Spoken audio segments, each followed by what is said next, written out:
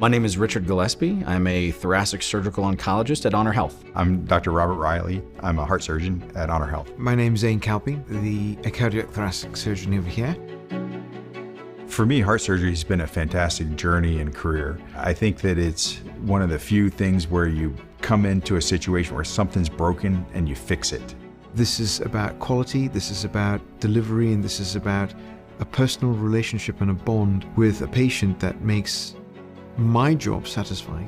What we want to provide you is a warm experience. We want you to feel cared for. We're going to make sure that that happens. So you're going to get the best medical care you can, and also you're going to get a group of people who really want to take good care of you and take good care of your family. When you come to HonorHealth, we can offer the full range of operations to treat all of your needs. Heart surgery has definitely changed over the decades. We use technological advancements that are available, that have been proven, and incorporate those into how we treat patients every day. We specialize in minimally invasive surgical approaches to the chest. I do robotic heart surgery. It's really cool to have a small incision minimize the trauma of heart surgery, which has been done for almost 50 years the same way. We're able to perform the operations in a way that provides low pain, get people back to their lives as quickly as possible.